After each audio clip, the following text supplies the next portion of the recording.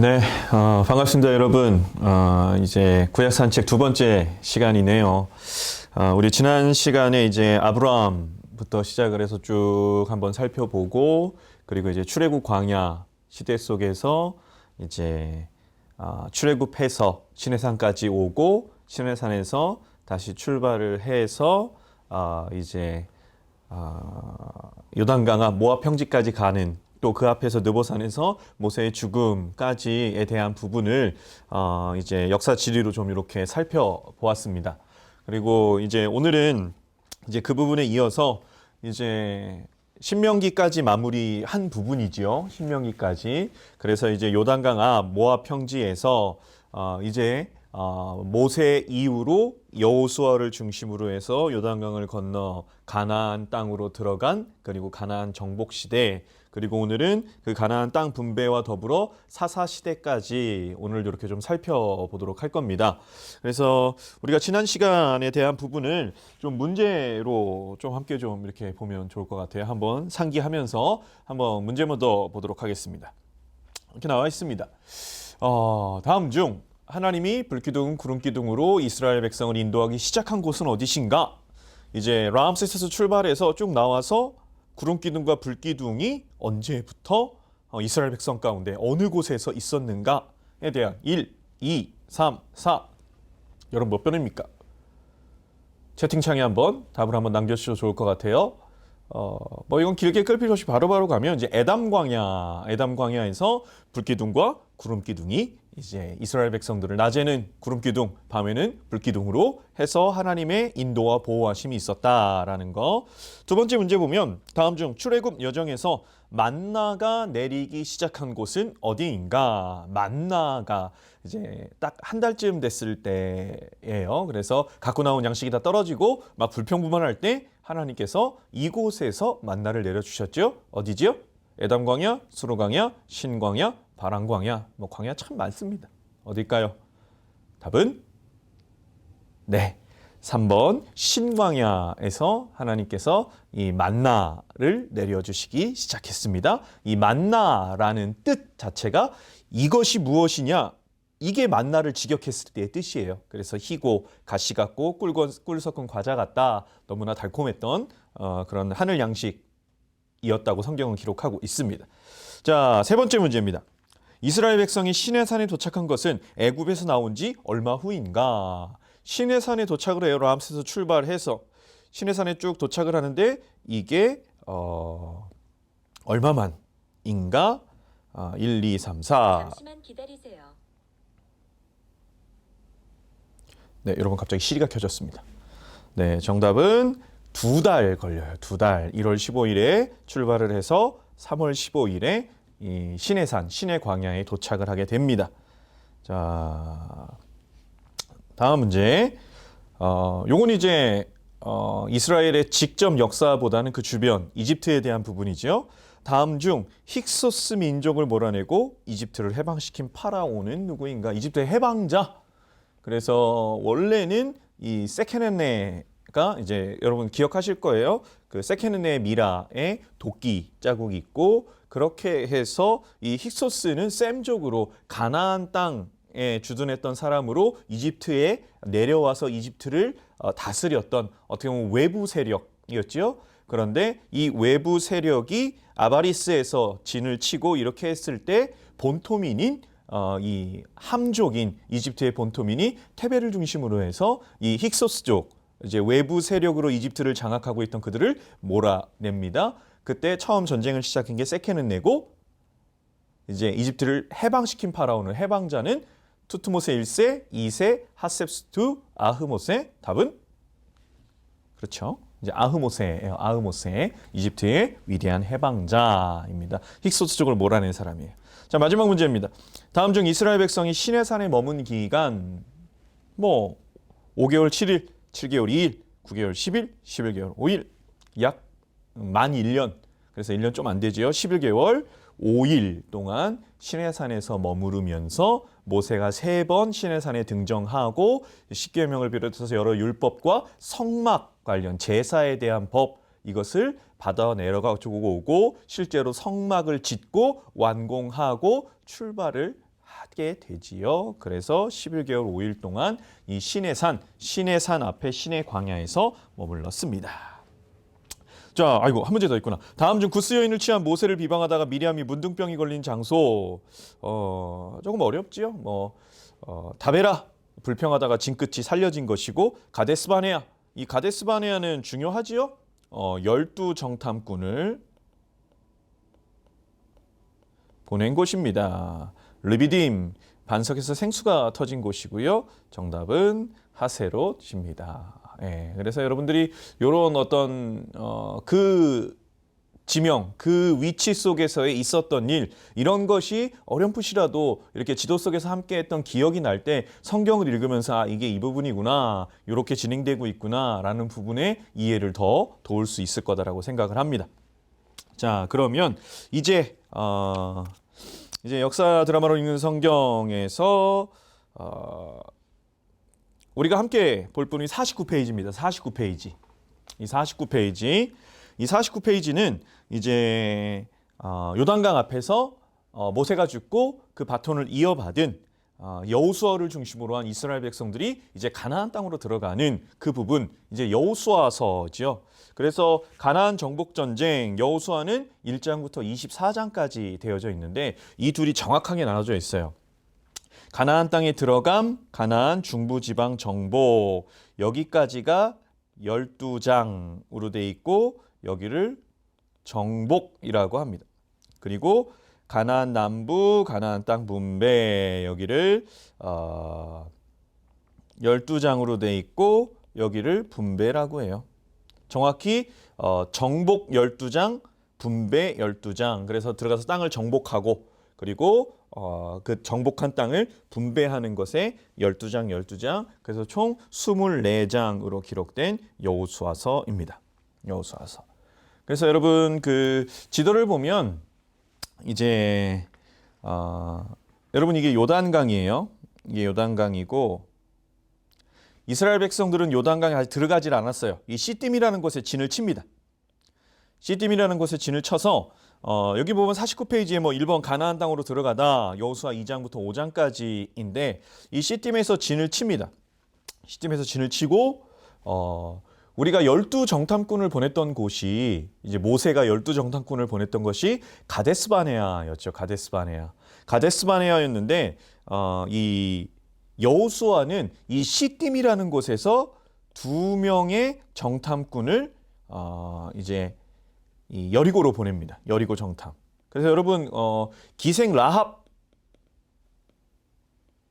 들어보셨죠? 기생 라합.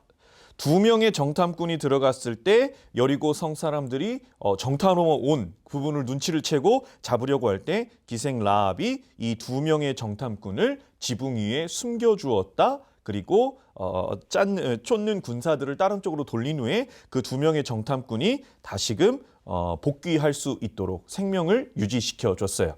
그래서 도움을 줬지요. 그래서 실제로 이 시딤에서 요단강을 건너 여리고를 치러 들어갔을 때 여리고의 모든 생명들은 다 멸절시키라는 하나님의 명령이 있었지만 이 라합과 라합의 가족만이 이제 어떻게 보면 구원을 얻었다. 살 수 있었다. 이 2명의 정탐꾼을 숨겨주고 어떻게 보면 라합이 했던 말입니다. 너희가 이 요단 동편에서 했던 모든 일들, 광야에서 했던 너희의 신이 하나님이 너희를 도우셨던 걸 다 안다. 우리가 그걸 다 보고 있었다라고 하면서 어떻게 보면 라합은 이 하나님에 대한 신, 그 신의 어떤 힘, 그 신의 위대함 이런 부분을 인정하고 이 2명의 정탐꾼을 숨겨주었던 거죠. 그래서 그로 인해서 하나님을 믿는 신앙 안으로 들어온 여리고성의 첫 번째 사람이었습니다. 그래서 여리고성을 정찰하고 요단강을 건너갈 때 이제 이게 요단강 방금 말씀드린 요단강이에요. 요단강을 건너갈 때 성경에 보면 보리추수 시작 시기라고 합니다. 보리추수 시작기. 그래서 이 보리추수 시작하는 단계 그때가 이스라엘은 10월부터 2월 글씨가 이상하네요. 10월부터 2월, 그리고 3월부터 9월. 그래서 여기가 우기고요. 여기가 건기예요. 건기. 그러는 가운데서 이 보리 추수 시작할 쯤 이게 약 3월 쪽입니다. 그러니까 우기가 끝나고 이제 보기 추수가 시작이 될 때쯤 가장 이제 여기 우기의 끝자락이에요. 우기의 끝자락. 그래서 가장 많은 물이 흐를 때예요. 가장 많은 물이 흐를 때. 그래서 지금 성지순례 가는 사람은 요 부분에 있어서 이해를 못합니다. 이게 뭐 그냥 어떤 홍해가 바다가 갈라진 것도 아니고 이게 큰 의미가 있겠는가? 그냥 개울 같으니까 요단강이. 그런데 그 당시로서는 이 사람이 능히 건널 수 없는 강이었다. 그리고 그 당시로는 이스라엘 백성이 건너갈 때는 보리추수 시작할 즈음이어서 이 요단강이 범람할 때였어요. 범람할 때. 그런데 지금은 이 위에 댐이 있다고 그래요. 댐을 만들었어요. 댐을 만들어서 수위를 조절하기 때문에 여기가 그렇게 큰 물이 흐르지는 않는다고 합니다. 현대에서는. 그런데 그 당시에서는 이 요단강에서 이 뭐 아담, 사르담부터 흘러내려오는 엄청난 물의 양이 있었다. 그리고 그렇게 해서 이스라엘 백성들이 들어갔다라는 것. 그래서 이 이스라엘 백성들이 이렇게 이제 들어갑니다. 요단강을 건너서 들어가서 어디에 진을 치냐면 요 길갈이라는 곳에 진을 쳐요. 베이스 캠프죠. 그리고 여기 여리고가 있어요. 그래서 제가 여러분들에게 설교 때도 얘기했지만 길갈에서 여리고까지는 이 가시거리입니다. 약 2km예요. 가깝지요. 가까운 곳에 진을 쳤어요. 그래서 고대 근동 속에서 어떻게 보면 한 민족이 다른 나라의 땅으로 들어갔다. 이거는 전쟁에 대한 선포. 전쟁에 대한 선포예요. 이 여리고성 사람들이 가나안 사람들이 공격해도 뭐 전혀 정당방위지요. 먼저 그 지경을 넘어갔으니까.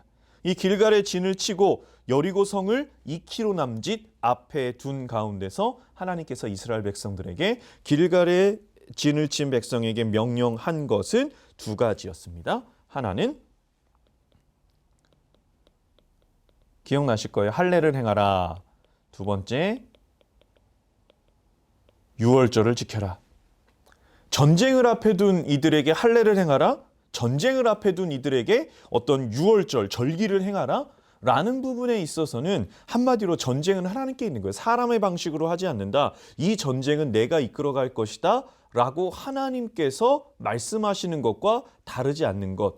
그리고 이스라엘 백성의 입장에서는 그 하나님의 명령, 어떻게 보면은 창을 준비하고 활을 준비하고 예리한 어떤 도구를 준비하고 군사작전 계획을 세우는 것이 아니라 하나님의 명령을 순종하는 것이 2km의 여리고성을 앞에 두고 있지만 그럼에도 불구하고 언제 쳐들어올지 모르지만 하나님의 말씀을 순종하는 것이 이 전쟁 그리고 본인들의 생명이 살 길이다라는 것을 광야 생활에서 철저하게 경험했던 광야 2세대들이기에 이 길갈에서 하나님의 명령대로 할례를 행하고 유월절을 행하는 이스라엘 백성입니다.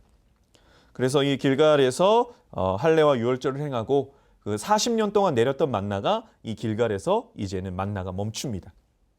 광야에서는 하나님이 공급하시는 거로 살았어요.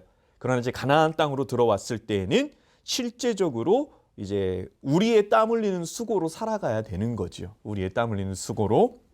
자, 이런 가운데에서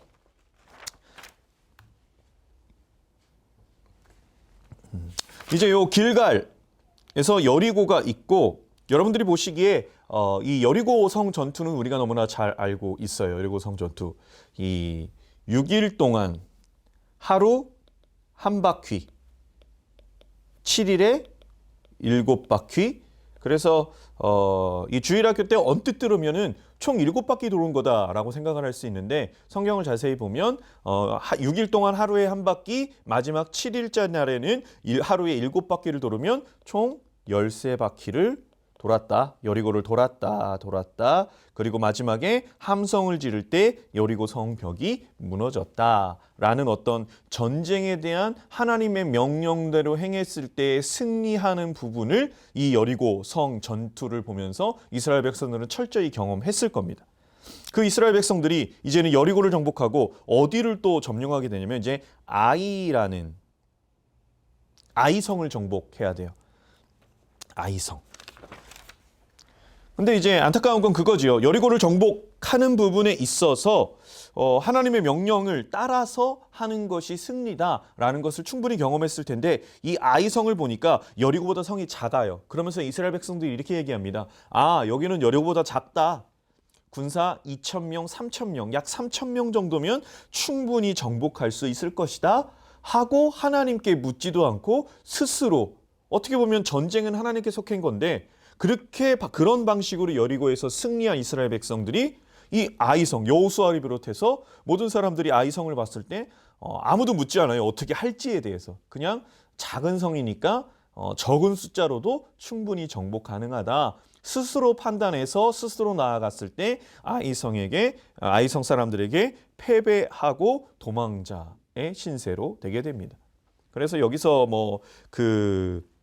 이 아이성에 대한 부분에 있어서 여러분들 들어보셨을 거예요. 이 아간이라는 사람, 유다 지파의 아간이라는 사람이 있었는데 길갈에서 여리고를 쳤을 때 이 여리고의 모든 것은 전리품을 취할 수 없었어요. 첫 것으로 하나님께 다 올려드려야 되는 거였어요. 그 어떤 것도 취할 수 없는데 이 아간이라는 사람이 외투 한 벌, 그리고 금 50세겔, 그리고 은 200세겔 요것을 숨겨둡니다. 숨겨둬요. 그래서 실제적으로 하나님의 명령에 어긴 상태에서 그러한 어떤 어긴 사람이 있는 공동체가 아이성으로 나아갔을 때 잘못된 판단을 한 거고 그 잘못된 판단 속에 스스로 행동하는 결과는 패배였다라는 것. 그래서 결과적으로는 누가 이런 일이 있게 했느냐 해서 제비 뽑고 이렇게 가보니까 아간이 뽑혔다. 그래서 이제 아이성의 패배에 대한 부분 하나님께 회개하고 그리고 다시금 하나님의 명령으로 받아서 이제 여기서 보면 이제 두 갈래 길이 나오죠. 여러분들 지도에 보면 이렇게 두 갈래 길. 그래서 한쪽으로 치러 들어갔을 때 이쪽에서 맞아 싸우면 한쪽이 매복했다가 뒤로 들어가서 아이성을 정복하는 이런 매복 작전을 하나님이 말씀하셔서 이제 아이성까지도 정복하게 됩니다. 자, 그랬을 때 이제 아이성을 정복한 후에 세겜으로 올라갑니다. 세겜으로 올라가서 세겜에서 하나님이 언약을 하셔요. 이 언약이 뭐냐면 이제 이 세겜은 두 산봉우리 사이에 있어요. 그래서 그 두 산봉우리가 하나는 그리심산이고 하나는 에발산입니다. 세겜은 두 사이에, 그래서 세겜은 여기 요 언덕에 있어요.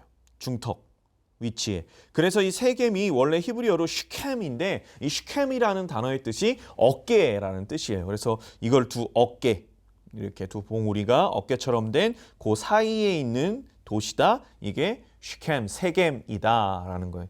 여기서 여섯 지파는 그리심산에 서서 너희가 나의 명령을 따르면 내가 복을 줄 거야. 또 여섯 지파는 에발산 위에 서서 너희가 내 명령을 따르지 않으면 나에게 심판을 받을 거야. 그 부분에 있어서 축복과 저주에 대한 부분을 아멘 아멘으로 하나님과 세겜에서 언약을 맺습니다. 이스라엘 백성들이.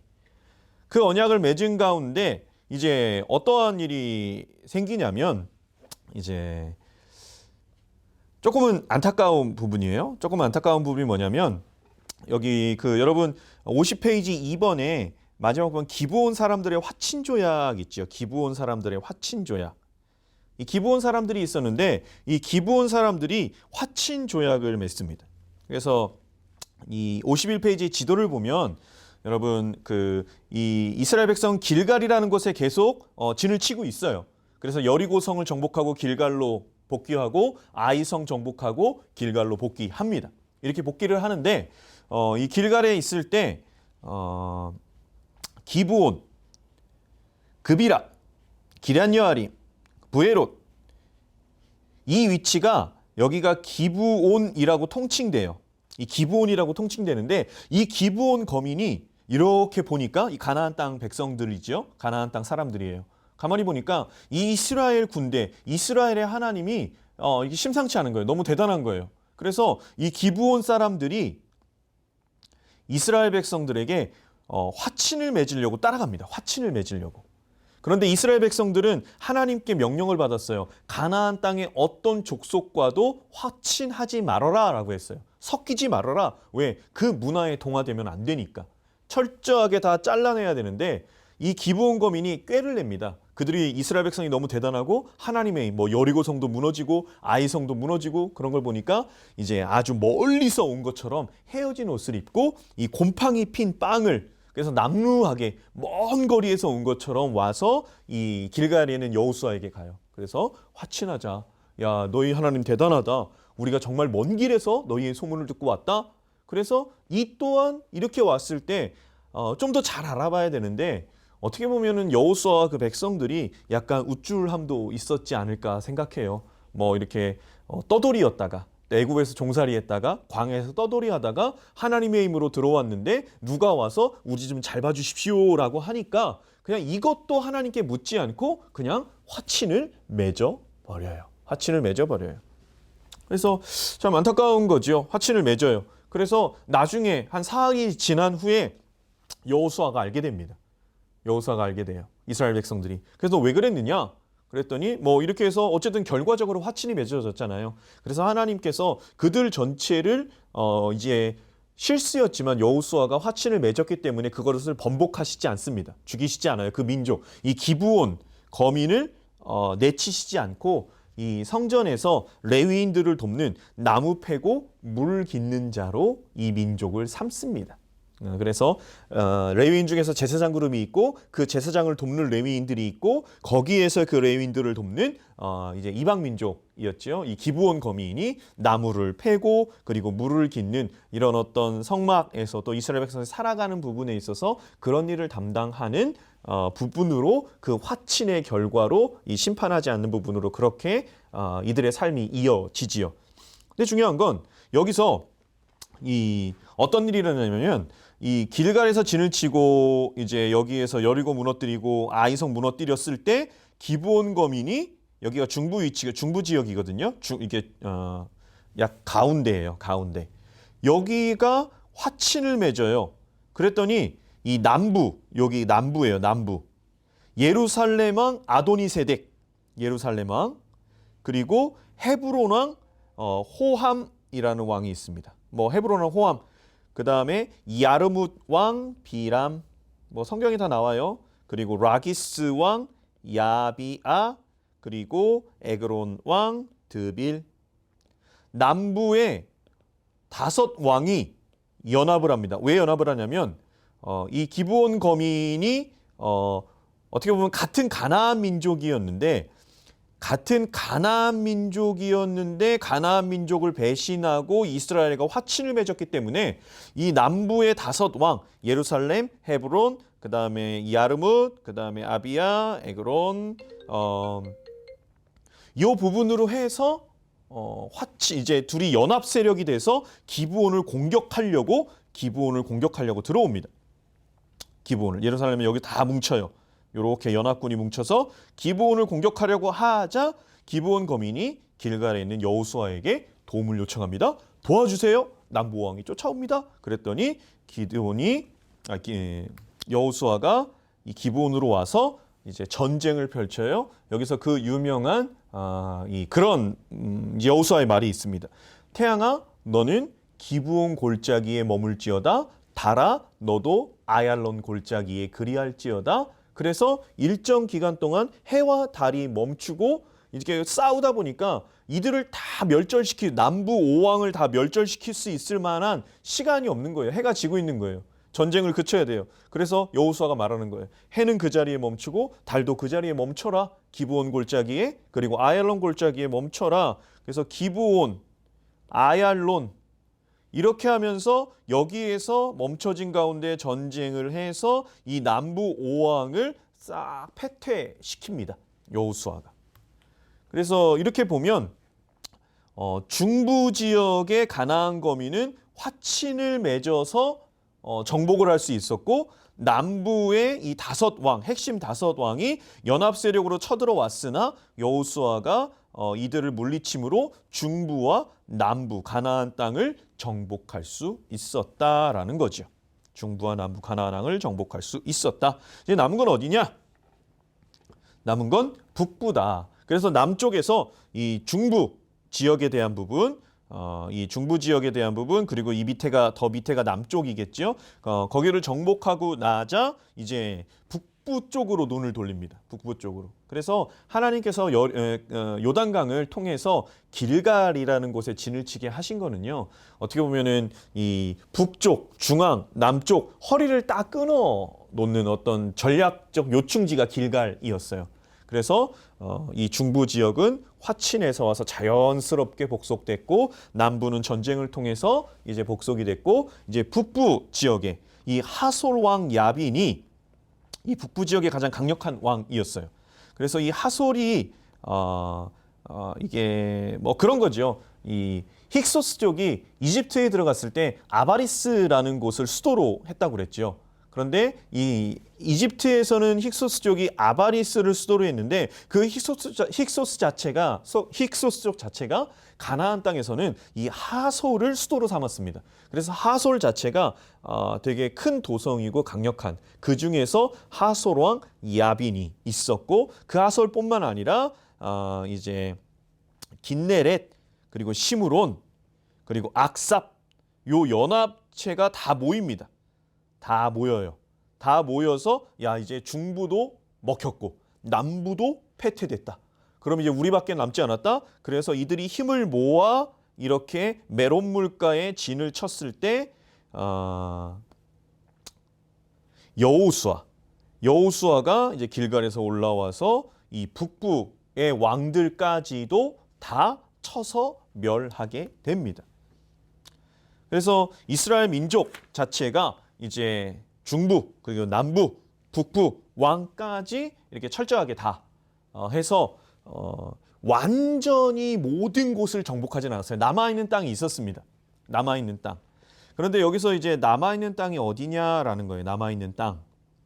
남아있는 땅을 보면 여러분들 또 이 지도 되게 계속 나오지요. 매주 나오고 있어요. 그래서 뭐 여기가 서부 해안 평야 서부 산악지대, 중앙대 협곡, 동부 산악지대 뭐 이렇게 된다라고 할 때 이 이스라엘 백성들이 이렇게 들어와서 길갈이라는 곳에 진을 치고 실제적으로 쭉쭉쭉 정복하고 했을 때 중부 정복하고 남부 정복하고 북부 정복합니다. 그래서 이 정복에 대한 부분으로 나오는 대부분의 지역은 이 서부 산악지대에 있는 도시들과 나라들을 여호수아가 정복해요. 서부 산악지대에. 그러면 방금 얘기한 남아있는 땅이 어디냐? 남아있는 땅은요. 여기예요. 여기. 서부 해안 평야 지역이 남았어요. 서부 해안 평야 지역. 근데 여러분들 기억해야 될 게 이 서부 해안 평야 지대에 여기 보면 블레셋 평야가 있죠. 여기가 블레셋 땅입니다. 가사, 가드, 아스글론, 에그론, 아스돗. 여러분 여기는 이 가나안 땅에서 가장 강력한 민족이 있는 거기가 서부 해안 평야예요. 그러다 보니까 이 정복이 쉽지 않은 거예요. 이 정복이 쉽지 않아요. 그리고 누구도 함부로 가서 이렇게 어떻게 보면 갈렙은 이 거인 족속 헤브론 여기를 내게 주십시오라고 말하는 갈렙도 있었지만 요 서부 해안 평야에서 블레셋을 중심으로 한 이 강력한 민족이 있는 이곳을 아직은 정복하지 못했다. 그래서 남아있는 땅입니다. 가장 강력한 남아있는 땅. 그리고 여기서 보면 이제 요단 동편 분배에 나오죠. 여러분 요단 동편은 방금 봤지만 요단강이 있고요. 건너와서 여기 전체가 이제 하나님이 약속의 땅 적과 꿀이 흐르는 땅이에요. 근데 여기 건너오기 전에 세 개의 부족이 요단 동편에 땅을 달라고 합니다. 그게 누구냐면 루벤, 갓, 아예 이렇게 적어야 되겠구나. 여기가 루벤이 달라고 그래서 이렇게 됐고요. 여기가 갓 지파가 달라고 해서 이렇게 됐고 여기가 므낫세 2분의 1. 그래서 요단 동편에 루벤 지파와 갓 지파와 므낫세 2분의 1 지파가 요단 동편에 땅 분배 받아요. 근데 약속의 땅은 여기라고 그랬죠. 여기도 되게 좋은 곳이에요. 목축하기가 좋아요. 동부 산악지대 꼴이 있는 곳이에요. 그러다 보니까 르우벤도 갓도 므낫세 2분의 1 반지파도 이렇게 해달라고 했지만 땅 분배는 받았어요. 그러나 이 세 부족은 이스라엘 안에서 이제 점차 사라지게 됩니다. 약속의 땅은 요단 서편 땅이었어요. 자, 그러면 이제 아직 남아있는 땅은 서부 해안 평야, 블레셋에서 중심한 서부 해안 평야라고 말씀드렸고 요단 동편 분배했고 그 다음에 이제 얘기될 게 이게 12지파의 땅 분배예요. 아까 루벤, 갓, 므낫세 2분의 1이에요. 므낫세가 여기도 있거든요. 반반 나눠졌어요. 므낫세가.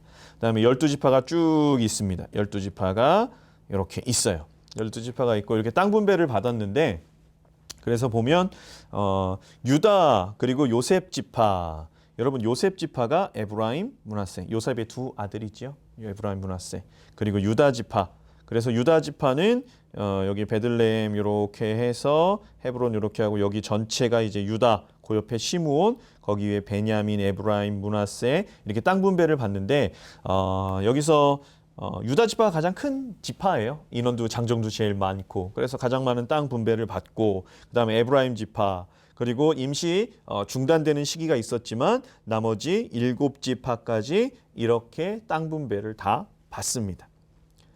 그리고 여기 보면 여러분 52페이지 4번에 내전의 위기를 면함이라고 그랬는데 내전의 위기 이게 뭐냐면 이 르우벤, 갓, 므낫세 반지파가요. 요단강 여기에 제단을 하나 쌓아요. 제단을. 요 세 지파가 여기에 제단을 하나 쌓습니다. 그랬더니 나머지 지파가 어떻게 하나님을 배신할 수 있느냐라고 하면서 공격하려고 그래요. 이방신에게 제단 쌓는다. 그런데 그게 아니라 엣제단이라고 해서 엣제단. 이제 본인들이 조금 도둑이 재발절이듯 이런 겁니다. 하나님의 약속의 땅은 요단 서편인데 본인들 세 지파는 요단 동편에 자리를 잡으니까 세월이 흘렀을 때에는 우리가 같은 민족 하나님의 선민이 여기 세 지파는 아니라고 하면 어떡하냐 그것을 증거로 요것을 좀 우리도 같은 민족이다. 요단 동편이지만 그래서 증거로 이렇게 쌓는 제단 그래서 이게 증거라는 뜻이에요. 증거의 제단이에요. 증거의 제단. 그래서 요 엣제단 그래서 내전 위기 이제 어떻게 보면 르우벤, 갓, 므낫세 반지파와 나머지 지파가 전쟁을 할 뻔했어요. 이 세 지파가 배신했다. 하나님을. 이방신의 제단을 쌓는다. 그러나 이 제단은 그 제단이 아니다. 우리도 같은 하나님의 민족이다. 너희와 같은 민족이다라는 증거의 무덕이다. 증거의 제단이다. 라면서 내전을 불식시킬 수 있었지요. 그리고 이제 여호수아가 110세로 이제 고별 설교를 합니다. 나와 내 집은 여호와를 섬기겠다. 너희는 어떻게 하겠느냐라는 말로 이제 고별 메시지를 전하면 유언을 하면서 이제 110세로 하나님의 부르심을 받고 여호수아는 이렇게 마무리가 됩니다. 이렇게 마무리가 돼요. 그 가운데서 이제 여러분들 이제 바로 파트 5로 갈 거예요. 파트 5로 가서 해양 민족의 침입과 삼파전 시대. 그래서 이건 철기 시대입니다. 그래서 후기 청동기대까지 다 마무리가 됐어요. 그래서 이 철기 시대는 이제 주전 1200년부터 1050년까지 약 150년 정도인데 그 당시로서는 이스라엘의 역사는 이제 사사시대다라는 겁니다. 사사시대. 사사시대. 자, 그래서 파트 5는 철기 시대, 사사시대 약 150년의 기간을 이야기하고 있습니다. 그래서 이 철기 시대 그래서 여러분들 54페이지에 보면 이 철기 시대의 키워드는 이렇게 얘기할 수 있습니다. 해양 민족의 침입이에요. 해양 민족의 침입.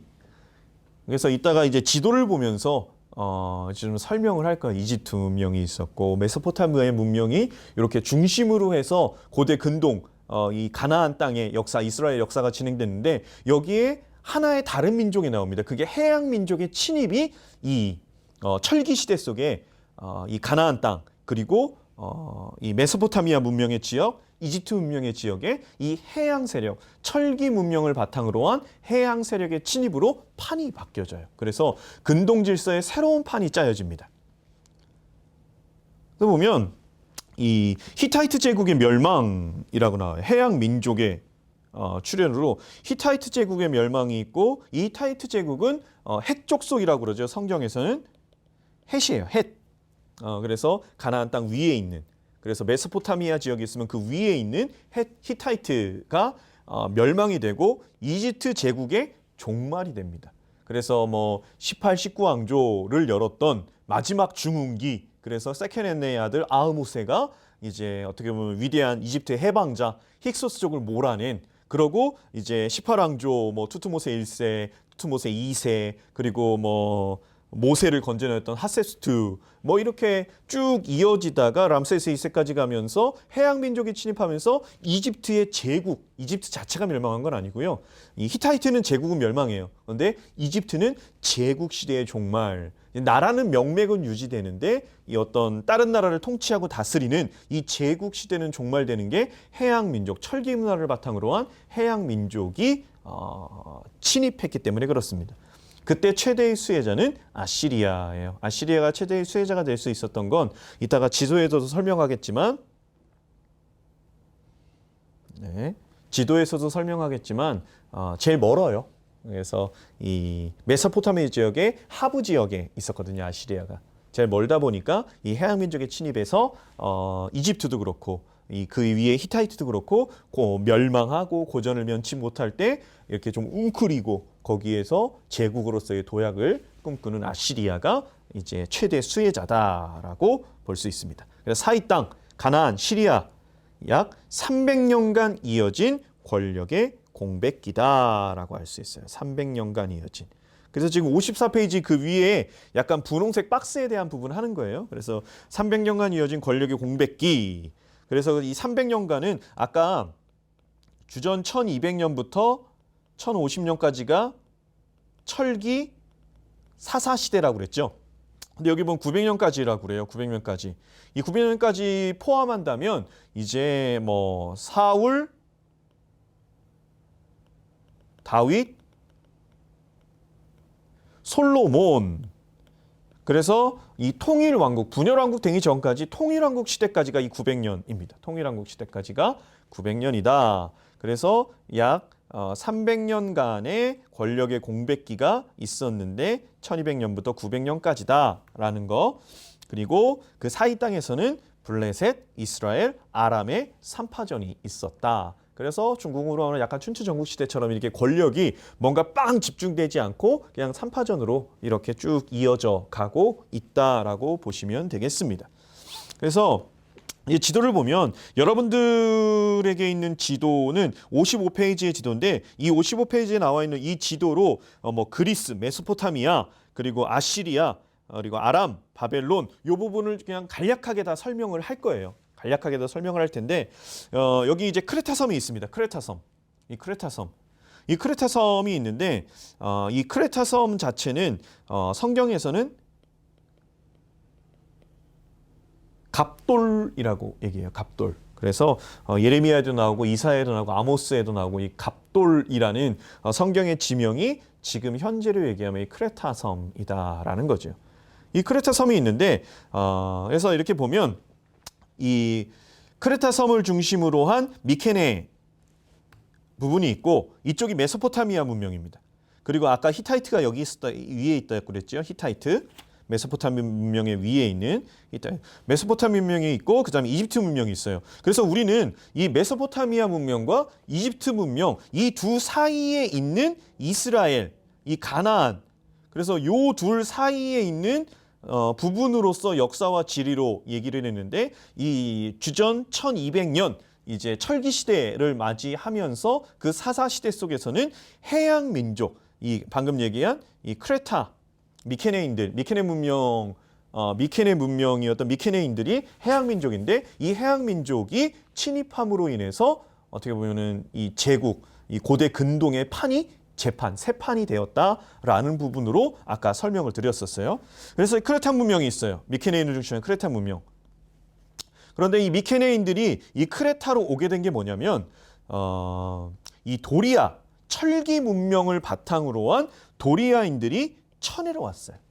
그래서 이 크레타 섬을 중심으로 한 미케네인들이 이 쳐들어오니까 철기 문명을 바탕으로 해서 쳐들어오니까 뭐 아연시색하고 도망가는 거죠. 그래서 이들이 도망을 가는데 이들도 철기 문명에 있었기 때문에 이 히타이트 쪽으로 가서 히타이트 수도 하투사를 멸망시킵니다. 도리아인에게 쫓겨왔다가 이쪽으로 가서 이 철기 문명을 바탕으로 한 이들이 히타이트 수도를 멸망하고 그리고 육로로 따라서 이들이 철기 문화를 바탕으로 해서 여기까지 가나안 땅까지 진출을 해요. 가나안 땅까지. 그리고 이렇게만 했냐? 이렇게만 끝난 게 아니라 이 배를 타고 이집트까지 와서 이집트도 쳐요. 그 당시에 리비아도 이집트를 합세해서 공격을 합니다. 그래서 이집트가 제국의 면모를 상실해요. 이제 몰락해 가요. 이제 18, 19 왕조 람세스까지도 몰락해 가요. 몰락해 가고 아까 히타이트는 멸망됐고 그게 철기 문명을 바탕으로 한 도리아인들의 침입 때문에 미케네인들이 크레타 섬으로 왔다가 크레타 섬에서 또 공격을 받으니까 이 히타이트 쪽으로 도망을 가는데 히타이트 제국을 철기 문명 바탕으로 멸망시키고 가나안 땅으로 들어오고 또 육지를 따라간 사람뿐만 아니라 배를 타고 이집트 쪽으로 와서 이집트 쪽에서 이들까지도 어떻게 보면 크게 세력을 약화시키고 이들도 요 가나안 땅으로 갑니다. 그래서 여기가 어디냐? 여러분들 아까 서부 해안 평야의 강력한 민족. 그래서 땅 분배를 하고 정복을 할 때 대부분의 정복한 도시와 나라들은 서부 산악지대에 있었던 곳이었고 정복하지 못한 남은 땅은 서부 해안 평야 그 중에서도 블레셋을 중심으로 한 그 서부 해안 평야를 정복할 수 없었다. 왜 그런가에 대한 부분이 지금 설명되는 거예요. 철기 문화를 바탕으로 한 미케네인들이 이집트, 히타이트 멸망시키고 여기로 내려오고 여기로 올라가서 여기에서 블레셋 평야에 정착을 합니다. 일부인들이 이 철기 문화를 바탕으로 한 미케네인들이 블레셋 평야에 정착을 해요. 이것을 무엇으로 알 수 있느냐? 그래서 이 발굴에 대한 부분으로서 이게 미케네인들이 사용했던 토기예요. 미케네인들이 사용했던 토기인데 이 토기가 이 블레셋 평야 지역에서 동일하게 발견이 되었습니다. 그래서 어떤 문명의 발달, 상위 문명에서 하위 문명으로 흐를 수밖에 없어요.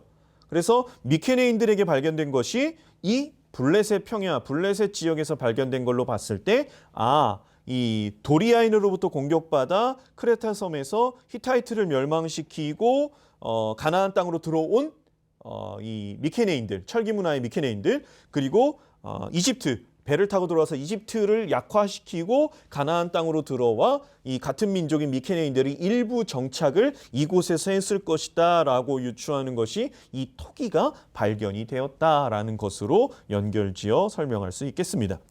그래서 이 당시에 있어서 아까 히타이트는 멸망했고 이집트는 제국의 면모를 상실했고 가장 큰 수혜자는 아시리아다. 이 유프라테스 강, 티그리스 강 이쪽에서 이쪽 하부 쪽에 있는 아시리아는 너무 거리가 있기 때문에 여기까지는 진행을 하지 못했어요. 그래서 최대의 수혜자는 아시리아다라고 알고 계시면 될 것 같아요. 그래서 이 당시로서는 어떻게 보면은 이스라엘에 대한 부분 또 아람에 대한 부분 이런 부분의 어떤 3파전 블레셋과 이스라엘과 아람 블레셋, 이스라엘, 아람의 3파전으로 이 당시에 권력 구도가 있었다라는 것을 알면 좋을 것 같아요. 그래서 여러분들 54페이지에 보면 이제 뭐 그리스라고 해가지고 쭉 보면 뭐 해양 민족으로 출현하기까지 그리스 문명의 발자취다. 그래서 크레타 그래서 여기서 미케네 또 미노의 문명이라고 합니다. 그래서 주전 3000년경 전설적인 왕. 그래서 땡땡땡 이제 밑줄 쳐 있고 치세 때 전성기지요. 거기에는 이렇게 적으시면 돼요. 미노스 치세 때 최대 전성기였다라는 거. 크레타 문명. 그 다음에 이제 크레타 문명 다음 미케네 문명이 있는데 주전 2000년경 아카이아인들이 남아 별 충돌 없이 독자 문명을 창조 가장 강력한 여기는 그냥 말 그대로 미케네 왕국입니다. 미케네 왕국.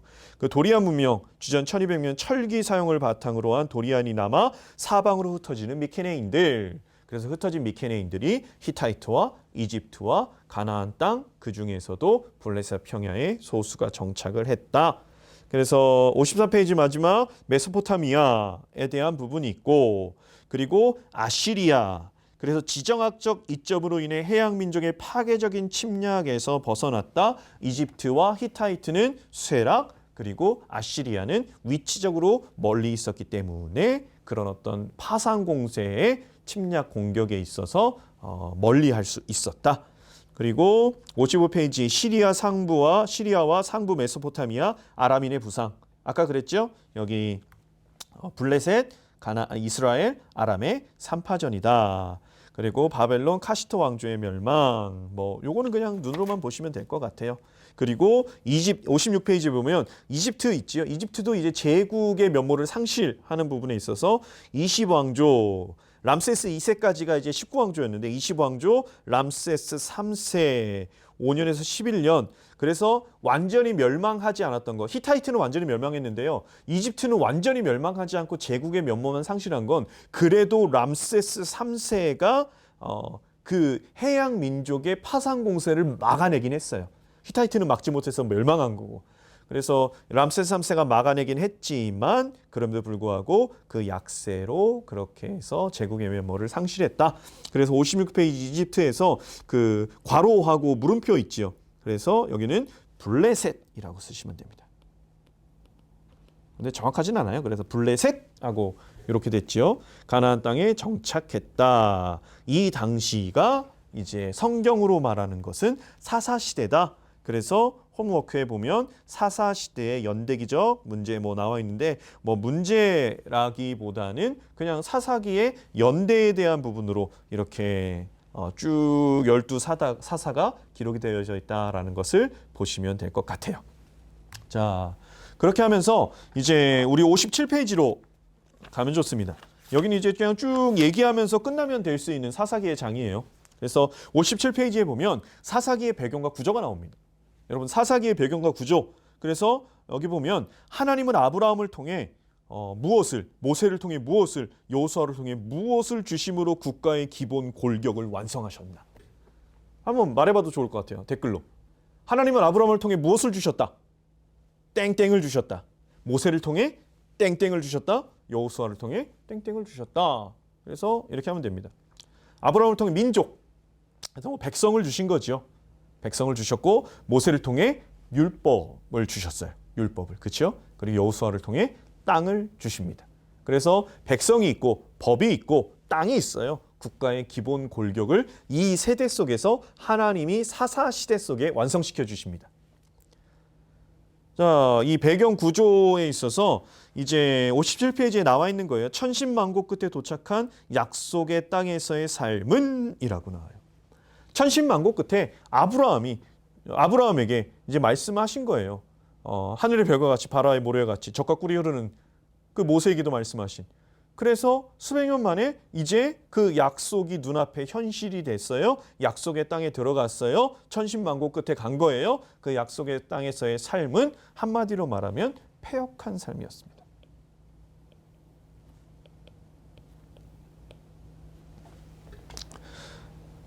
이 사사기의 배경과 구조를 얘기할 때 이스라엘이 왜 하나님이 예비하신 축복들을 받지 못했는가에 초점이 맞춰진 게 사사기예요. 어떻게 보면 사사기를 생각할 때 우리는 암흑시대라고 하고 어둠의 시대예요. 계속 어떤 하나님 앞에 제대로 살지 못하는. 근데 왜 그랬을까라는 거. 왜 그런 이미지가 사사기에 있었을까? 어찌 보면 사사기는 축복의 시대여야 돼요. 약속의 땅, 천신만고 끝에 약속의 땅에 들어갔어요. 그러면 그곳에서 하나님이 주신 복을 충만하게 누려야 되는데 왜 누리지 못했을까? 왜 누리지 못했을까? 그게 이제 사사기의 기록의 초점이다라는 겁니다. 하나님이 원하셨던 최초의 국가 형태. 이 질문이 사사기를 이해하는 핵심 포인트로 우리를 인도합니다. 하나님이 원하시는 국가의 형태가 무엇인가? 여러분들 아시다시피 이스라엘 12지파 중에서 땅 분배를 받지 못한 지파가 한 지파가 있습니다. 땅 분배를 받지 못한 한 지파? 어느 지파죠? 채팅에? 네, 레위 지파죠. 레위 지파는 땅 분배를 받지 못하고 성읍에 흩어져서 살아요. 흩어져서 살아요. 그래서 12지파잖아요. 12지파에 4개의 성읍씩 있어요. 12지파에. 한 지파마다 4개씩 있어서 이게 48성읍에 나눠서 레위가 살거든요. 한마디로 레위 지파는 말씀을 담당하는, 하나님의 말씀을 가르치는, 하나님의 말씀이 무엇인지를 보여주는 지파예요. 이 지파들이 땅 분배를 받지 않고 12지파에 흩어져서 산다라는 건 이건 하나님이 원하시는 신정국가예요. 하나님이 원하시는 국가 제도예요. 누구 한 사람 출중한 것이 아니라 그 사람의 인도를 모세에게 받은 것처럼, 여호수아에게 받은 것처럼 그런 게 아니라, 그건 이제 과도기적인 상황이고, 하나님께서 원하시는 하나님의 나라는 하나님의 말씀을 듣고 그 말씀대로 살아가는, 각자가 삶의 위치에서 목축하는 사람은 목축하는 사람으로, 농사짓는 사람은 농사짓는 사람으로, 포도주를 재배하는 사람은 포도주를 재배하는 사람으로 각자의 위치에서 하나님의 말씀을 듣고 가나안 땅의 우상 숭배에 빠지지 않고 하나님의 말씀대로 살아가는 나라, 그게 하나님의 나라, 하나님이 꿈꾸신 나라예요. 중요한 건 그렇게 살지 못했기 때문에 사사기가 암흑, 어둠이지요. 그래서 사사시대는 그저 왕정으로 넘어가기 위한 과도기인가? 하나님이 이 왕정이 하나님이 계획하신 제도인가? 절대 그렇지 않다라는 거죠. 하나님은 왕정을 인정하지 않으셨어요. 왕정을 인정하지 않으셨어요. 왕을 나중에도 사울을 세우신 건 백성들이 원하고 간절히 바랬기 때문에, 주장했기 때문에 하나님은 그냥 용인해 주신 거죠. 하나님이 원하시는 건 왕정이 아니다. 하나님이 원하시는 건 각자의 위치에서 레위인들을 통한 하나님의 말씀대로 삶을 살아가는 나라. 하나님이 원하셨던 최초의 국가 형태, 눈에 보이는 왕이 아니라 레위인들을 통해 여호와께서 직접 통치하시는 신정체제, 신정 국가를 하나님이 원하시지요. 그래서 여기 보면 이제 레위인의 직무유기라고 나와요. 그래서 사사기의 핵심, 어찌 보면 사사들이 세워져서 하나님의 도우심을 이스라엘 백성들이 받았다. 그것 이전에 왜 사사들이 세워졌을까? 세워지게 된 원인 제공이 뭐냐? 그게 레위인들의 직무유기예요. 레위인들의. 그래서 사사기는요, 그 원래 제목 거기 보면 이렇게 쓰시면 돼요. 그냥 레위기 시즌 2. 르모세 선교사님이 그렇게 말씀을 하셔요. 레위기 시즌 2라고. 왜냐하면 레위인들이 직무를 유기하지 않았으면, 레위인들이 더 말씀으로 몸부림치고 온전히 제사하며 백성들에게 하나님의 말씀을 온전히 더 가르쳤으면 사사시대가 오히려 핑크빛이 될 수도 있었을 거예요. 왜? 하나님께서 약속하신 적과 꿀이 흐르는 가나안 땅, 그곳에 들어간 거거든요. 거기에서 말씀대로만 살 수 있었다면, 그러나 이 단초를 제공한 레위인들의 직무유기가 사사시대의 어두운 면으로 나락으로 떨어지는 가장 중요한 원인이 되었다. 그래서 사사기를 보면 사사들에 대한 이야기가 나오지요. 그런데 이 사사들에 대한 이야기가 나올 때 이스라엘이 먼저 범죄해요. 말씀을 듣지 못했지요. 직무유기로 인해서 말씀을 듣지 못한 이스라엘이 범죄하자 외적이 침입합니다.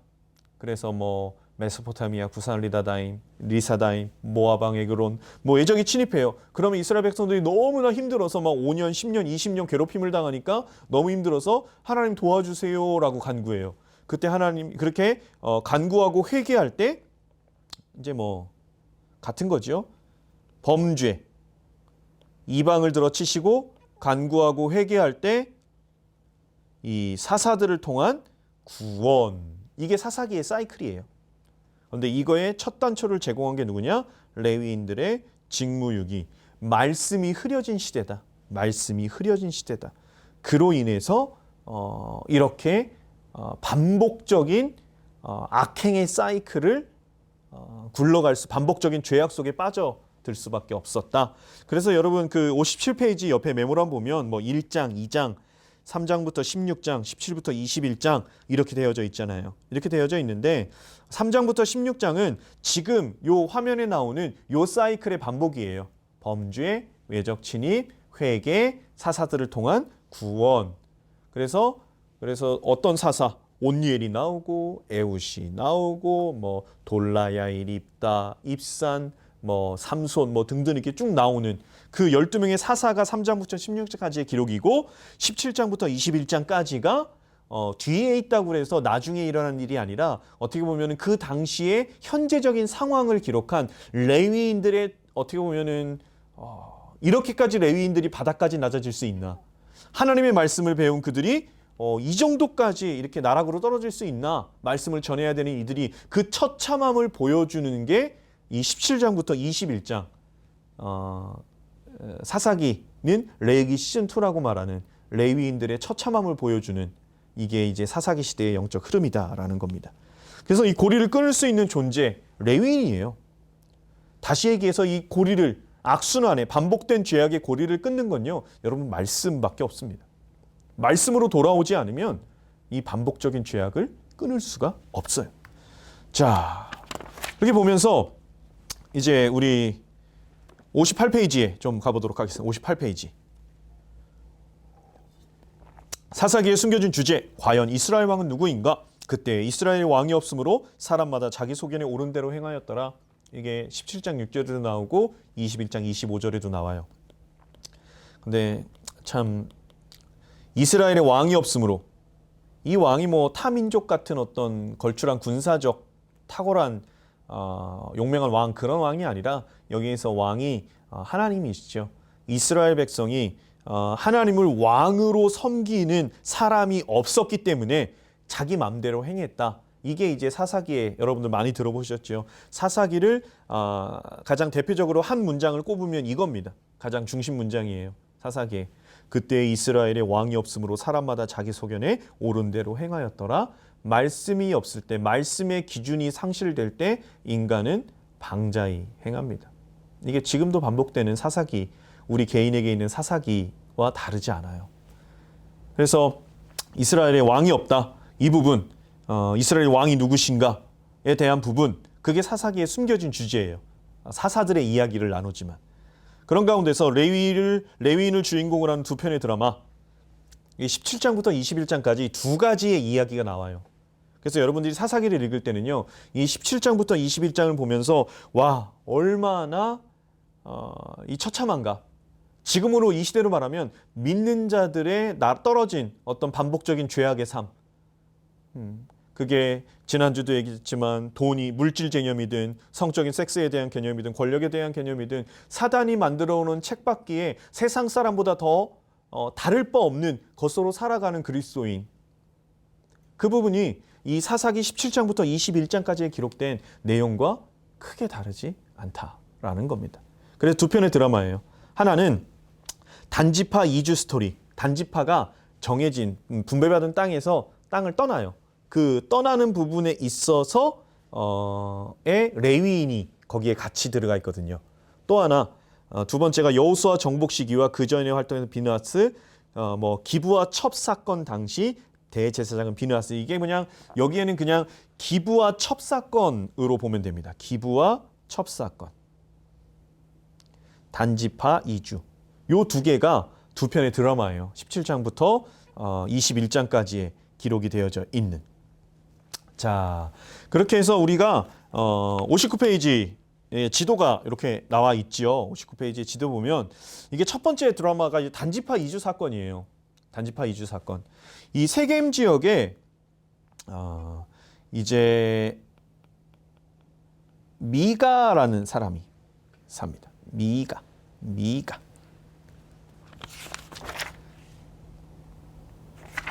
네, 세겜 지역에 미가가 사는데 이 미가가 어떤 일을 하냐면 이제 어머니의 은 1,100개를 훔쳐요.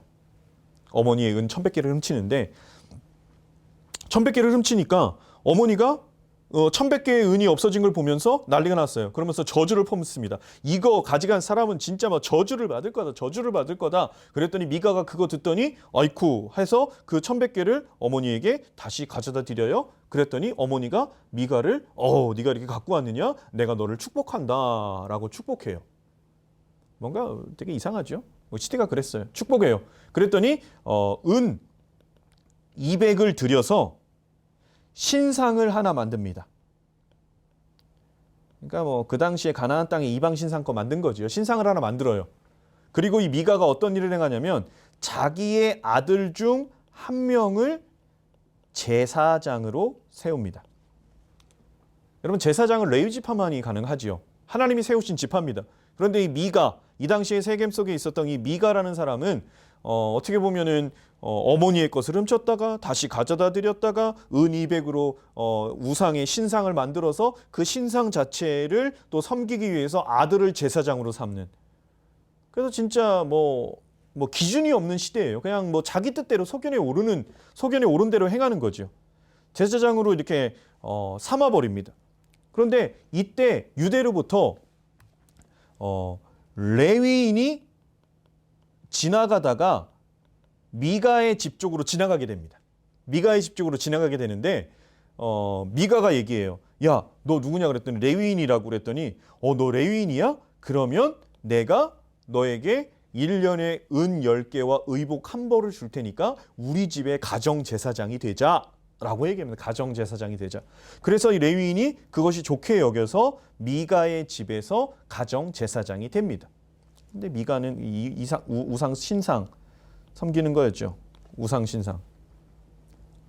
그런 거예요. 레위인이 유대 베들레헴 지역에서 이 세겜 지역까지 이렇게 어떻게 보면은 있을 곳이 없어서 떠돌아다닌다? 이 시대적인 암흑기예요. 어떤 제사가 제대로 되지 않았기 때문에 또 하나님의 말씀을 들으려고 하는 사람도 없고 가르치려는 사람도 없고 그러다 보니까 점점 갈 곳을 설 곳을 잃고 그래서 일용할 양식조차도 없는 레위인들이 길을 떠돌아다니는 거죠. 그랬을 때 미가가 레위인이니까 우리 집에서 이렇게 하자 그랬더니 그것이 좋게 여겨서 가정제사장이 됩니다. 근데 여기서 어떤 일이 일어나느냐? 단지파가 있어요. 아까 첫 번째 드라마가 단지파 2주라고 그랬잖아요. 단지파가 있던 곳이 어디냐면 여기가 여러분들 결국은 조금 강력한 곳이었어요. 강력한 이 서부 해안 평야 지역의 단지파가 땅을 분배받았거든요. 근데 여기를 완전히 정복을 못합니다. 분배받았으면 쳐들어가서 하나님의 말씀대로 그 땅을 정복하고 그것에서 하나님의 말씀대로 살아야 되는데 이 단지파가 정복을 하지 못하고 어떻게 하냐면 쭉 따라 올라가서 위에 보니까 이 라이스라는 곳이 있어요. 거기가 이제 단이라고 부르거든요. 단지파가 이동의 단이에요. 그래서 원래 여러분들 단부터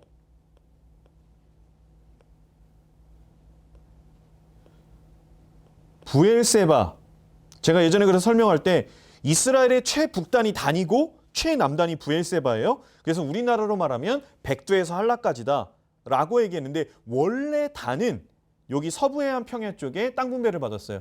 그런데 여기가 너무나 강력하다 보니까 이거를 정복 못해요. 그리고 여기를 이주합니다.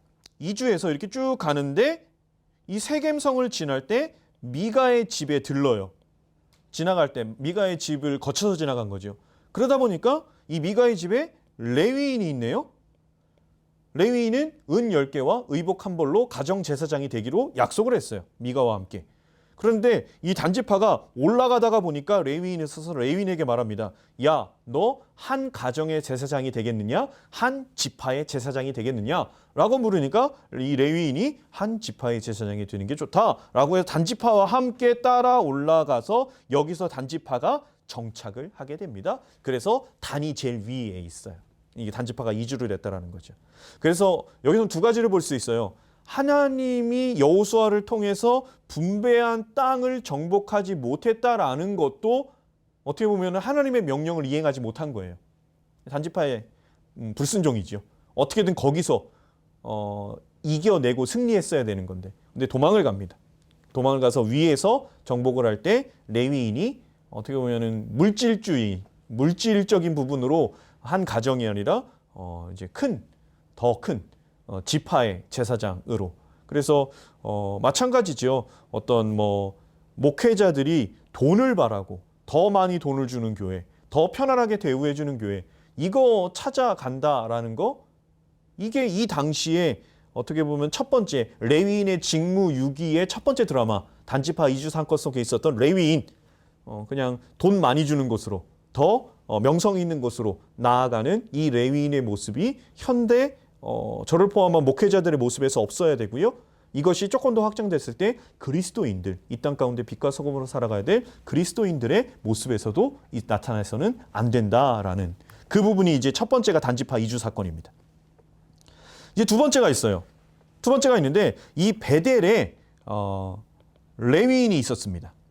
레위인이 있었는데 이 기브아의 첩사건이라고 19장부터 21장까지 기록되어 있어요. 이 레위인이 이제 이 베들레헴, 여기 지금 지도에서 조금 안 보이죠? 여기가 베들레헴이에요. 여기 지금 써 있어요. 근데 여러분, 기브아의 첩사건, 여기서 벌써 잘못됐다는 게 느껴지십니까? 레위인은요, 이스라엘의 처녀 중에서 장가를 들어야 돼요. 그런데 일처예요. 근데 레위인이 첩이 있었대요. 레위인이 첩이 있었다. 이것부터가 레위인의 어떤 그 당시에 하나님의 말씀에 대한 순종, 윤리도덕적인 상황, 이런 모든 것들이 이미 무너졌던 거예요. 레위인의 첩이 있는데 이 첩이 행음에서 바람나서 여기 에브라임 지역, 베델 지역에 있다가 친정으로 도망갑니다. 어떻게 보면 도망간 거예요. 바람나서 도망간 거예요. 도망갔는데 중요한 건 이 레위인이 바람나서 도망간 자기의 첩을 찾기 위해 베들레헴으로 내려갑니다. 그래서 처가에 가서 이 장인어른 만나고 장인어른이 뭐 이렇게 그래도 자기 딸을 찾으러 온 사위를 보고 좋아해서 잔치를 베풀고 하루, 이틀, 3일, 4일 이렇게 쭉 하고 마무리하고 나서 이제 여기에서 이제 고향으로 돌아가려고 출발을 합니다. 베들레헴에서 출발을 해서 여부스라는 지역에 와요. 이 레위인과 첩이 여부스라는 지역에 왔는데 여부스에서 날이 조금 어두워지기 시작해서 여기서 숙박을 하려다가 주인이 얘기합니다. 우리가 기브아로 가자 해서 기브아로 갑니다. 기브아로 가서 한 노인을 만나요. 한 노인을 만나니까 내가 레위인이다 그러니까 노인이 집으로 초대해요. 집으로 초대를 하는데 이 노인의 집, 잘 그렸어요. 노인의 집. 그런데 이 집에 외부인이 와 있다는 소리를 듣고 그 동네에 불량배들이 이 집을 에워쌉니다. 에워싸요. 그리고 그 사람을 내놓아라, 우리가 상관하리라. 그래서 남자의 동성에 대한 부분을 얘기하고 있어요. 우리가 상관하겠다. 외부 사람이 왔을 때 어떤 잘못된 사고방식을 가진 사람들이 당장 내놔라. 상관하리라. 그랬더니 노인이 말합니다. 그러지들 말아라. 나에게 온 손님이다. 나에게 딸이 있고 이 사람에게 첩이 있으니 이를 내어줄 테니 이 사람한테 그러지 말아라. 라고 해도 말을 안 듣고 강제로 끌어내려고 하자 기가 막힌 건 이 레위인이 자신의 첩을 붙들어 밖으로 내보냅니다. 밖으로 내보내요. 밖으로 내보내서 어떻게 보면 붙잡혀서 쫓겨난 이 레위인의 첩이 밤새도록 참 어려움을 당하죠. 어려움을 당해요. 밤새도록. 그래서 새벽 미명 와서 이 집 앞에 문턱에서 앉아 있습니다. 그래서 잠을 자고 일어난 이 레위인이 나와 보니까 자기 첩이 그렇게 누워 있어요. 그래서 참 대단하죠. 그렇게 나갔으면 내보내서도 안 됐지만 그렇게 나갔으면 그래도 걱정을 해야 될 텐데 자고 일어나서 쓰러져 있는 거 보니까 성경대로 말하면 일어나자 우리가 가자라고 얘기를 해요. 일어나자 가자. 말도 안 되는 일이죠. 그런데 보니까 일어나질 않아요. 죽었어요.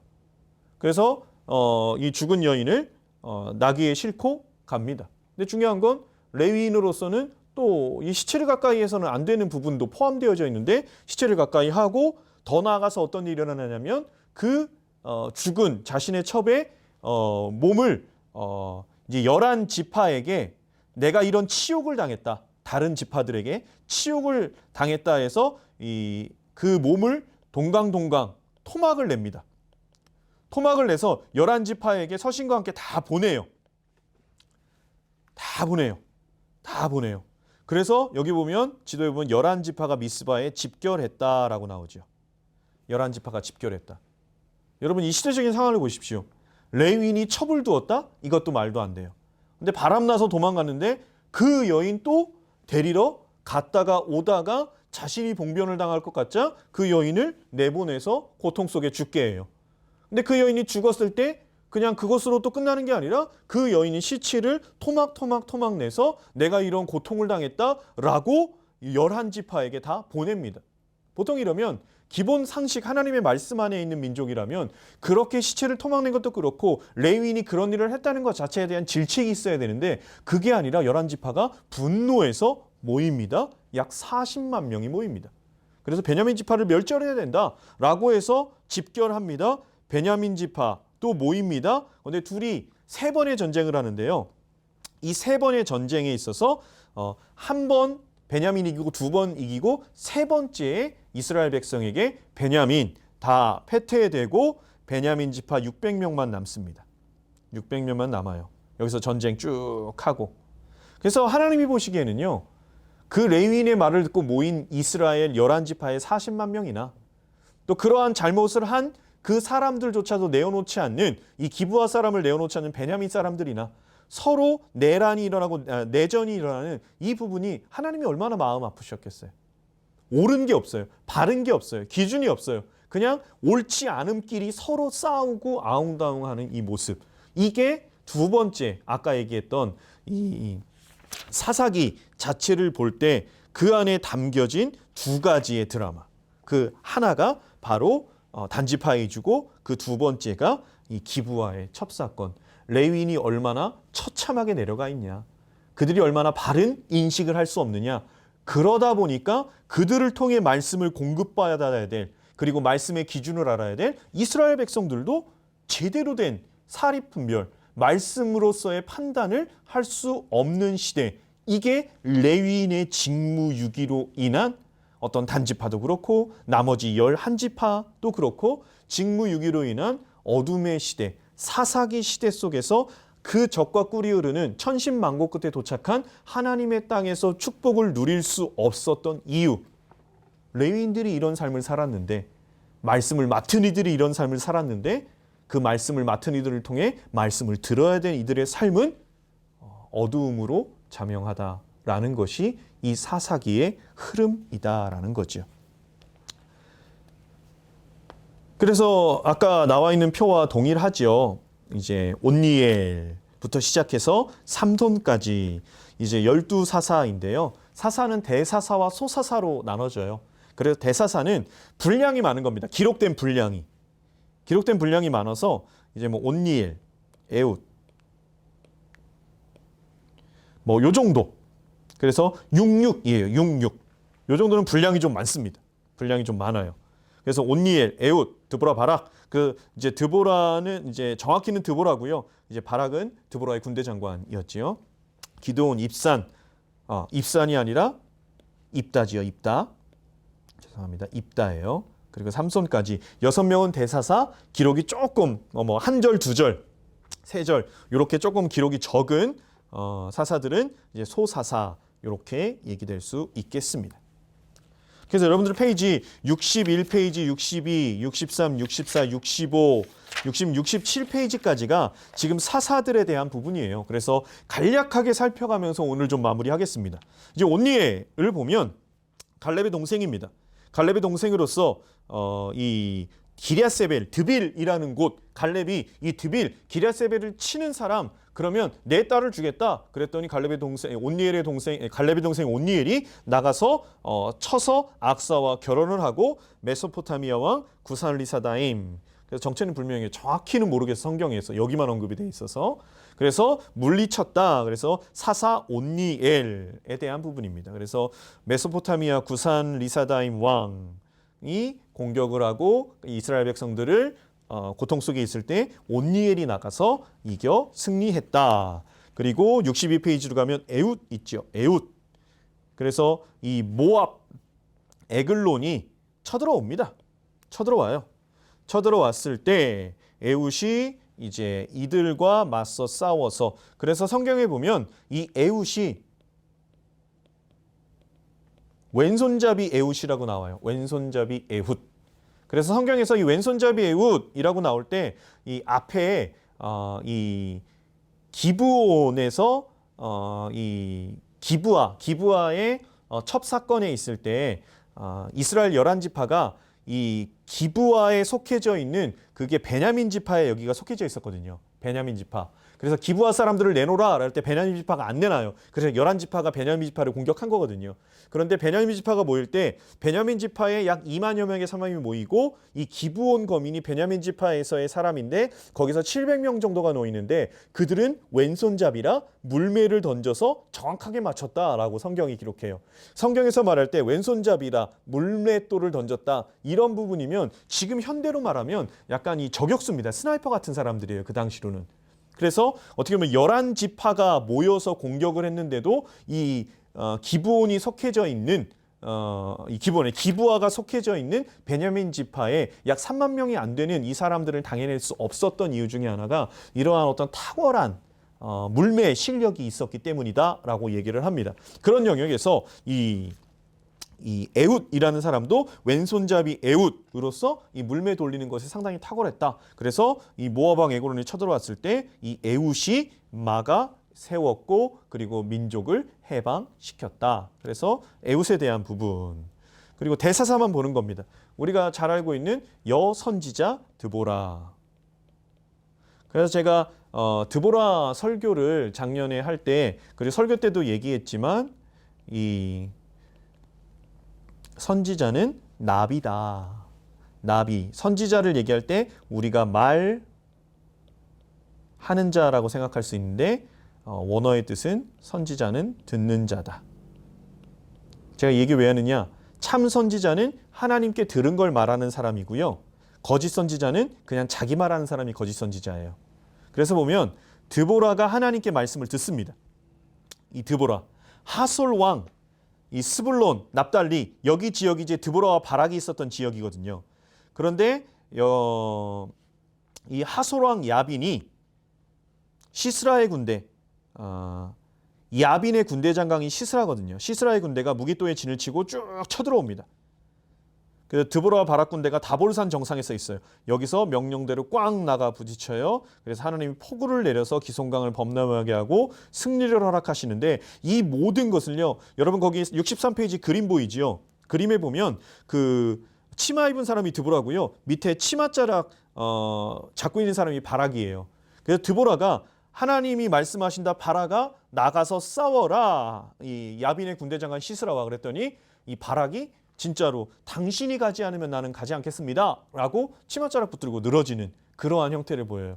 근데 왜 그러느냐면 이제 다 말하기 전이었는데 실제적으로 드보라가 바락에게 야, 네가 다볼산에 내려가서 진을 치면 이 시스라 군대가 나올 거야. 그러면 시스라 군대가 이렇게 나올 때 너희는 다볼산 정상에 쳐내려가면 될 거야. 그러면 이러한 부분으로 하나님이 역사하실 거야. 하나님께 들은 걸 그대로 이 바락에게 얘기를 해줘요. 그랬더니 그 들은 부분을 그대로 의지하고 나왔을 때 자기의 눈앞에서 시스라가 그대로 움직이는 걸 보고 하나님이 함께 하신다라는 그 영역으로 그 약간의 내성적이고 소심했던 이 바락이 나가서 장군으로서 승리를 거둘 수 있었다. 그런데 결국은 이 야빈 왕을 죽이는 사람은 이 바락이 아니었죠. 이 헤벨의 아내 야엘이라는 여인을 통해서 하나님이 또 사용해서 이스라엘을 구원하십니다. 이게 드보라와 바락의 전쟁. 기드온 전쟁. 그래서 이건 지도가 조금 애매하지요. 그래서 이 기드온 전쟁이 있으면 기드온의 군대가 하룻샘에 진치고 쭉 쳐내려와요. 쭉 나와요. 그리고 여기서 보면 이렇게 나와 있습니다. 미디안의 군대 수넴에서 진치고 기드온이 미디안 군대를 여기서 격파합니다. 그래서 우리가 잘 알고 있듯이 이 기드온 어떻게 보면은 그냥 꼭 뭐 그런 건 아니겠지만 트리플 AA형이다, 뭐 AAA형이다라고 얘기할 수 있겠어요. 그래서 하나님이 부르셨을 때 되게 나는 그럴 수 없습니다. 왜 우리 가장 므낫세 지파 중에서도 작은 우리 아버지의 집입니까? 왜 접니까? 라고 하면서 양털만 적셔주세요. 양털 말고 주변만 적셔주세요 하면서 하나님께 계속해서 확인했던 기드온이었어요. 그러면서 끝까지 하나님은 기드온을 들어 쓰셨고 기드온을 통해서 미디안의 군대를 쳐서 멸하시지요. 그래서 우리가 알고 있는 건 기드온의 300용사라고 알고 있습니다. 300용사. 그래서 처음에는 원래는 32,000명이 모였어요. 32,000명. 그랬더니 기드온이 하나님이 많다고 해요. 많다고 하니까 두려워 떠는 자는 돌아가라. 그랬더니 22,000명이 돌아가요. 그래서 1만이 남아요. 근데 하나님이 그것도 많다라고 하니까 그때 하나님이 이렇게 얘기하시죠. 강에 내려가서 사람들을 물을 먹게 하라. 그랬더니 물을 먹는데 300명은 이제 무릎 꿇고 개처럼 핥아요. 개처럼 핥아 먹고 나머지는 이제 무릎 꿇고 마시는 나머지가 뭐 300명 빼고 9,700명. 9,700명은 무릎 꿇고 먹어요. 근데 이게 뭐 사람들이 의미를 부여해요. 무릎 꿇고 먹었기 때문에 9,700명은 들어갔고 뭐 300명은 개처럼 핥아 먹었기 때문에 쓰임 받았다. 그거에 대한 정확한 이유는 모르겠습니다. 중요한 건 하나님은 적은 수가 필요하셨던 것 같아요. 왜냐? 많은 수로 했을 때는 자신들의 힘으로 이겼다라는 부분이 되기 때문에 적은 수. 그래서 300명 기드온 용사가 미디안의 군대 18만과 싸워서 실제로 승리하는 부분. 그래서 이 전쟁도 하나님이 하신다라는 것을 계속해서 알 수 있습니다. 그다음에 이제 아비멜렉은 기드온 아들이에요. 기드온 아들인데 스스로 왕이 되려고 했다가 이제 자신의 고향 출신 세겜 사람들에게 쫓겨나서 나중에는 여인의 던져진 맷돌에 맞아서 죽은 사람이 이제 아비멜렉이거든요. 스스로 왕이 되려고 했죠. 입다입니다. 여러분 입다 생각하면 이것만 생각하면 돼요. 함부로 서원하면 안 된다라는 거예요. 입다. 그래서 입다를 보면 이제 암몬 사람들이 쳐들어와요. 근데 이 입다도 기드온의 아들이에요. 근데 기생의 아들이에요. 기드온의 아들이 70명이 있었는데 이 기드온은 입다는 기생의 아들이어서 사람들이 인정 안 해서 이제 멀리 쫓겨납니다. 쫓겨나는데 그곳 가운데서 약간 조직을 세워요. 약간 이제 남성성도 있었고 힘도 있었고 싸움도 잘했던 것 같아요. 그래서 이렇게 약간 뭐 조직폭력배처럼 우두머리처럼 이렇게 있는데 암몬이 이스라엘을 쳐들어오니까 이 이스라엘의 장로들이 입다에게 가서 우리 대신 전쟁을 해주세요. 군대 장관이 되어주세요. 이기면 당신이 우리의 왕이 지도자가 될 겁니다. 이렇게 하니까 입다가 돌아와요. 돌아와서 실제로 암몬 자손을 쳐서 이겨요. 그러면서 이렇게 얘기합니다. 하나님께 기도하죠. 하나님, 제가 암몬 자손과 쳐서 이기고 돌아오게 하신다면 돌아올 때 나에게 첫 번째 나와서 어떤 이 승전보에 대한 부분에 환영을 하는 그 사람을 내가 번제로 드리겠습니다. 그렇게 서원하고 나가고 암몬 자손을 패퇴시키고 돌아와요. 돌아올 때 누가 환영하러 나왔냐? 자신의 딸이 승리를 축하한다고 나와요. 그래서 결국은 이 딸이 번제 드려지지요. 그래서 이 서원에 대한 부분이 꼭 그런 서원을 필요로 했느냐? 그렇지 않았거든요. 말씀에 순종이 필요한 거지 이런 서원 자체가 그렇게 크게 중요한 부분이 아니었음에도 불구하고 좀 과유불급이지요. 그런 부분으로 해서 자신의 딸이 번제에 드려지는 부분에 서원을 했던 어쩌면 경솔한 입다였습니다. 마지막 삼손에 대한 부분을 보면 여러분 삼손 보면 삼손이 출생합니다. 근데 삼손의 출생은 태어날 때부터 천사가 알려주었어요. 마치 세례 요한처럼 예수님처럼 불세출의 영웅이고 만부부당의 힘을 자랑하는 삼손이었죠. 그래서 그럼에도 불구하고 삼손의 인생에 있어서는요 여인을 찾아다니는 자신의 힘을 여인을 얻는 것에 자신의 욕망을 푸는 것에 사용을 하는 존재가 삼손이었습니다. 그래서 삼손이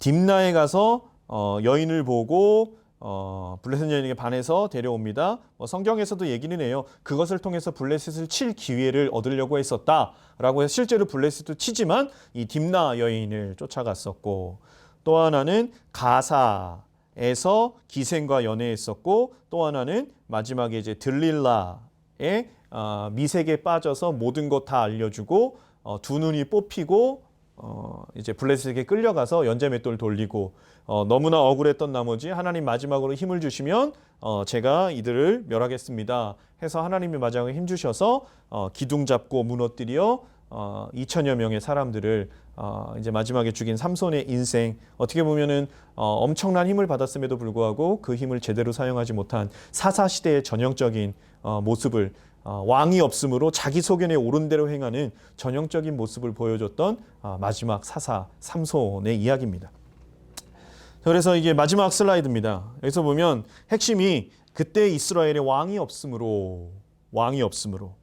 그래서 여호와가 왕이다라는 영역에서 영적 리더십의 부재, 레위인의 직무유기죠. 직무유기. 또 하나는 정치적 리더십의 부재예요. 그래서 이스라엘의 지역에 있어서 이 에브라임 지파가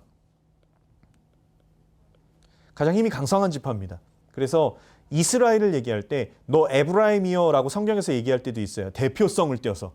그럼에도 불구하고 에브라임 지파는 어떤 그 본인들의 이권만을, 본인들의 명예만을 원했었지 다른 지파를 도와주고 외부 세력을 견지하고 이런 일을 하나도 하지 않았어요.